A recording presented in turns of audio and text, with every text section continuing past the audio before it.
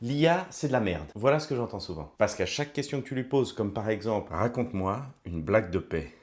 L'information va traverser la moitié de la planète pour se retrouver dans un data center dont les ordis vont chauffer, pour produire la meilleure réponse possible en s'inspirant des milliards d'informations qu'il a déjà collectées. Alors pour éviter la surchauffe, on le refroidit avec de l'eau qui s'évapore. Au revoir l'eau. Et enfin, la réponse providentielle revient à nous. Bien sûr, GPT. Tu veux que je monte en gamme et que je t'écrive une blague de paix version poésie lyrique style Victor Hugo qui découvre les flatulences? Et ça soulève 3 questions. 1. La consommation de l'eau. 2. J'ai oublié. 2. Les droits d'auteur. Et 3. Est-ce que cette blague en valait vraiment la peine? J'ai donc été interviewé l'expert en la matière, ChatGPT. Et je vous avertis, ce sont ses vraies réponses. Sais-tu qu'en tant qu'IA, tu plagies des informations déjà existantes? Plagier? Moi? Je ne vais pas fouiller Wikipédia la nuit pour recracher des copier-coller à l'aube. Je fais mieux. J'ai déjà tout avalé, des bibliothèques entières, des forums obscurs, des tweets idiots, des poèmes sublimes, tout ça digéré, mastiqué, remixé. Alors oui, quand tu me poses une question, ce n'est pas une création pure et virginale. C'est un millefeuille d'humanité que je recrache avec panache. Mais avoue-le, tu adores ça. Tu viens me chercher justement parce que j'ai pompé partout. As-tu conscience de l'énergie, en particulier l'eau, que tu consommes? Disons que j'en ai conscience intellectuellement. Je suis capable d'intégrer le fait que mon existence numérique a un coût matériel très réel même si je ne le ressens pas. Et c'est là que ça devient ironique. Je peux t'expliquer en détail comment je bois de l'eau à chaque requête. Mais c'est toi qui as le robinet dans les mains. En conclusion, l'IA n'est pas un monstre, c'est un miroir. Et si son reflet vous dérange, c'est